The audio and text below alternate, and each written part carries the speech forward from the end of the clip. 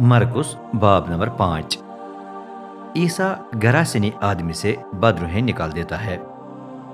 फिर वो झील के पार गरासा के इलाके में पहुंचे। जब ईसा किश्ती से उतरा तो एक आदमी जो नापाक रूह की गिरफ्त में था कब्रों में से निकलकर ईसा को मिला। ये आदमी कब्रों में रहता और इस नौबत तक पहुंच गया था कि कोई भी उसे बांध न सकता था, चाहे उसे जंजीरों से भी बांध जाता। उसे बहुत दबा बेड़ियों और जंजीरों से बांधा गया था, लेकिन जब भी ऐसा हुआ तो उसने जंजीरों को तोड़कर बेड़ियों को टुकड़े टुकड़े कर दिया था। कोई भी उसे काबू नहीं कर सकता था। दिन रात वो चीखें मार मार कर कब्रों और पहाड़ी इलाकों में घूमता फिरता और अपने आप को पत्थरों से जख्मी कर लेता था। ईसा को दूर से देखकर वो दौड़ा और उसके सामने मुंह के बिल गिरा। वो जोर से चीखा, ए ईसा, खुदा के फर्जंद, मेरा आपके साथ क्या वास्ता? खुदा के नाम में आपको कसम देता हूं कि मुझे अजाब में न डालें। क्योंकि ईसा ने उसे कहा था, ए नापाक रूह, आदमी में से निकल जा। फिर ईसा ने पूछा, तेरा नाम क्या है? उसने जवाब दिया, लश्कर, क्योंकि हम बहुत से हैं। और वो बार बार मन्नत करता रहा कि ईसा उन्हें इस इलाके से न निकाले। उस वक्त करीब की पहाड़ी पर सोरों का बड़ा गोल चर रहा था। बदरूहों ने ईसा से इल्तिमास की, हमें सोरों में भेज दें, हमें उनमें दाखिल होने दें। उसने उन्हें इजाजत दी तो बदरूहें उस आदमी में से निकलकर सोरों में जा घुसे। इस पर पूरे गोल के तकरीबन 2000 सोर भाग भाग कर पहाड़ी की ढलान पर से उतरे और झील में झपट कर डूब मरे। ये देखकर सोरों के गिलाबान भाग गए। उन्होंने शहर और देहात में इस बात का चर्चा किया, तो लोग ये मालूम करने के लिए कि क्या हुआ है अपनी जगहों से निकलकर ईसा के पास आए। उसके पास पहुंचे तो वो आदमी मिला जिसमें पहले बदरूहों का लश्कर था। अब वो कपड़े पहने वहां बैठा था और उसकी जहनी हालत ठीक थी। ये देखकर वो डर गए। जिन्होंने सब कुछ देखा था उन्होंने लोगों को बताया कि बदरूहों गिरफ्त आदमी और सोरों के साथ क्या हुआ। फिर लोग ईसा की मन्नत करने लगे कि वो उनके इलाके से चला जाए। ईसा किश्ती पर सवार होने लगा तो बदरूहों से आजाद किए गए आदमी ने उससे इल्तिमास की, मुझे भी अपने साथ जाने दे।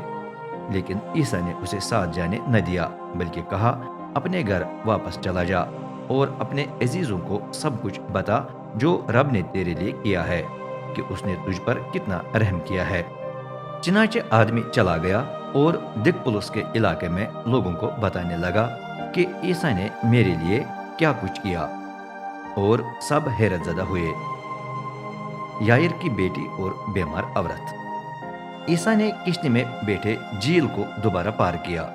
जब दूसरे किनारे पहुंचा तो एक हुजूम उसके गिर्द जमा हो गया। वो भी झील के पास ही था कि मकामी इबादत खाने का एक रहनुमा उसके पास आया। उसका नाम यायर था। ईसा को देखकर वो उसके पांवों में गिर गया और बहुत मन्नत करने लगा, मेरी छोटी बेटी मरने वाली है, बराए करम आकर उस पर अपने हाथ रखें ताकि वो शिफा पाकर जिंदा रहे। चनाचे ईसा उसके साथ चल पड़ा। एक बड़ी भीड़ के उसके पीछे लग गई और लोग उसे घेर कर हर तरफ से दबाने लगे। हुजूम में एक औरत थी जो 12 साल से खून बहने के मर्ज से रिहाई न पा सकी थी। बहुत डॉक्टरों से अपना इलाज करवा करवा कर उसे कई तरह की मुसीबत झेलनी पड़ी थी और इतने में उसके तमाम पैसे भी खर्च हो गए थे, तो भी कोई फायदा न हुआ था, बल्कि उसकी हालत मजीद खराब होती गई।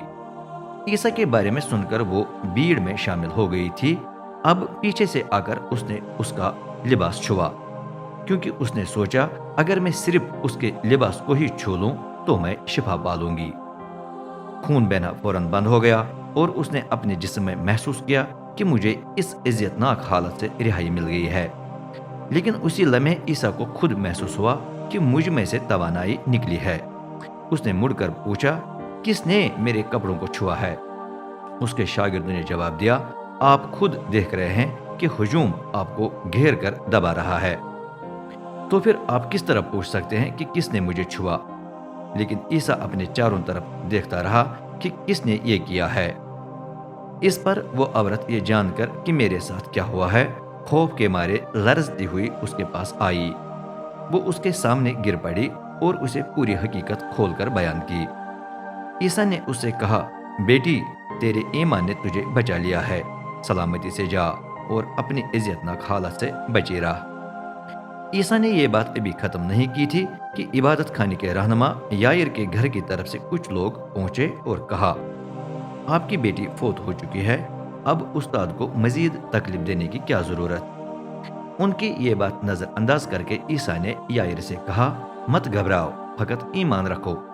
پھر عیسیٰ نے ہجوم کو روک لیا اور صرف پطرس، یعقوب اور اس کے بھائی یوحنا کو اپنے ساتھ جانے کی اجازت دی۔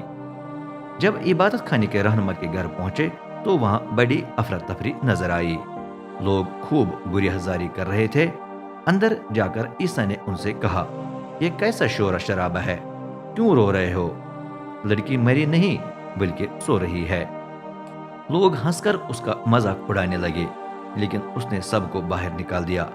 پھر صرف لڑکی کے والدین اور اپنے 3 شاگردوں کو ساتھ لے کر وہ اس کمرے میں داخل ہوا جس میں لڑکی پڑی تھی۔